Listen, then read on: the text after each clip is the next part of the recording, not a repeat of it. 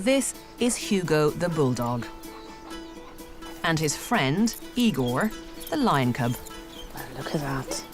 Hand-raised in this safari park, they formed a very close bond, and their favourite activity is a bit of rough and tumble.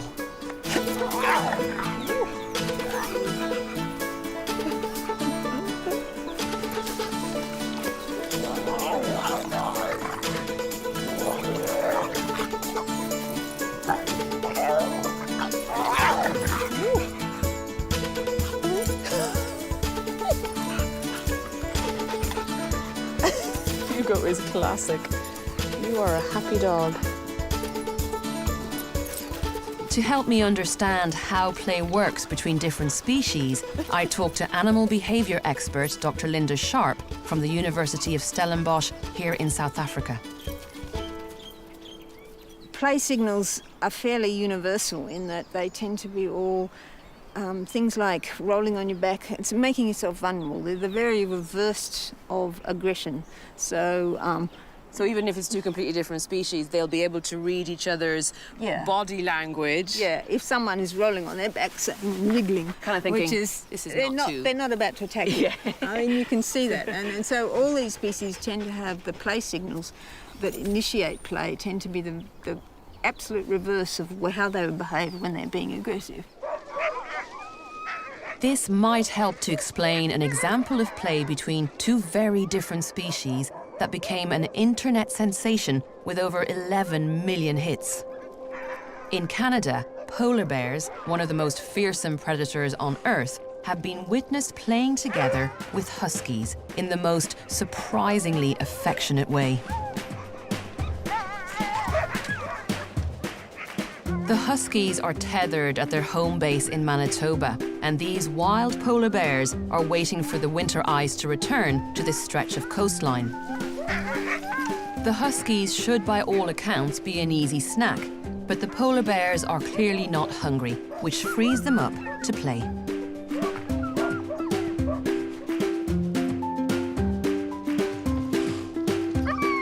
But that doesn't really explain why they would choose to do this. So why does play seem so vitally important, even when it's with a different species? The unusual thing about play is that the behaviours that are incorporated into play are all flight and fight behaviours. You know, they're sort of all excitement. They're things that really hype you up. Okay. And so one theory is that play, you're doing this exciting activity that's just a little bit dangerous, just a little bit, you're pretending there's a predator after you, or you're being overcome by this other animal who's fighting you, and so there's this little fusion of excitement and stress. It's these little peaks of mild stress in safe circumstances that Linda believes help prepare animals for the challenges of life. And playing with a different species adds to the thrill of the unknown. When a young animal is stressed, it alters its sensitivity to stress. So next time it suffers a trauma, it doesn't get as stressed. Yeah. It doesn't respond so badly. It recovers quicker. It's not traumatised as much. Especially if it's a different species that normally you'd run from, but you're playing with, you might get an added extra bit of stress that you then get sort of habituated to, and that helps you in future life. So Linda believes that these polar bears and huskies are getting more of a thrill from playing together than they might do playing with their own species. And this potentially helps their bodies to cope with more dangerous situations.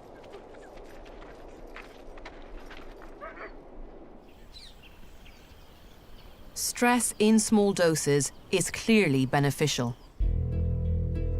But too much can be dangerous.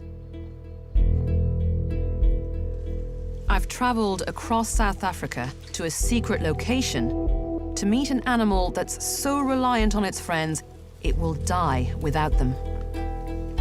This is a cross-species friendship that's not only saving lives, it's helping to save an entire species.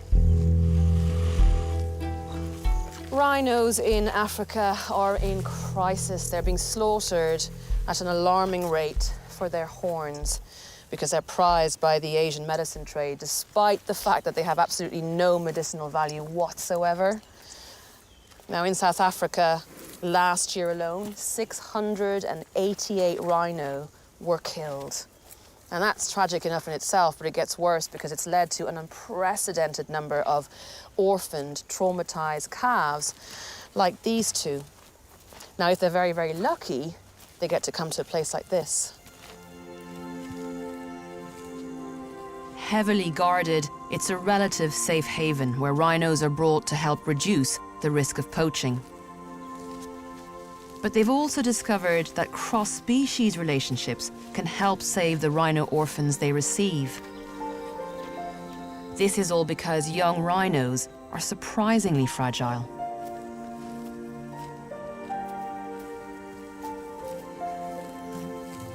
The closest rhino relationship is the one between a calf and its mother. It's totally dependent on her for up to 2 years. So an orphan calf needs a lot of care. Not only that, but they just don't do well if left alone. Dr. Jana Pretorius is a specialist wildlife vet who looks after the little ones. Jana, how old are these calves? Ella is about 15 months, and then months. Benjamin is about 7 months. And are they both orphaned from poaching? Yes, they are, unfortunately. So you pair them together, and this is everything they need to have a good chance of survival and then ultimately for re-release into the wild, right? Yes, preferably when they are orphaned, they need to have a companion. Yeah. Because the stress of being alone will kill them. Large doses of the stress hormone cortisol can be a serious problem for rhinos. The gland that produces cortisol produces so much cortisol it can't produce anymore, so the body can't cope with stress anymore. Together with the stomach ulcers, then they normally do end up dying. So if the rhino calf can't be paired with another orphan calf, then is it best for a human to take care of it, or is that a bad idea? Like, what can you do? It is, in a way, a bad idea because humans can't stay with them all the time. And the moment, for example, a human has to go away or is sick and you have to use, or somebody else needs to look after him, just that stress of somebody else being there is already quite bad. Whereas with animals, it's slightly different. You can always have the animal with them, or maybe more than one. When you talk about putting them with other animals, what animals do you put them with and why? The best would be something like a sheep or a foal, because they also graze, and you want the rhinos to learn to graze from a young age.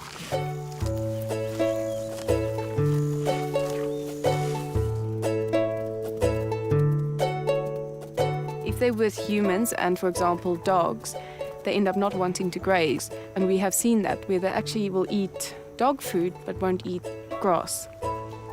So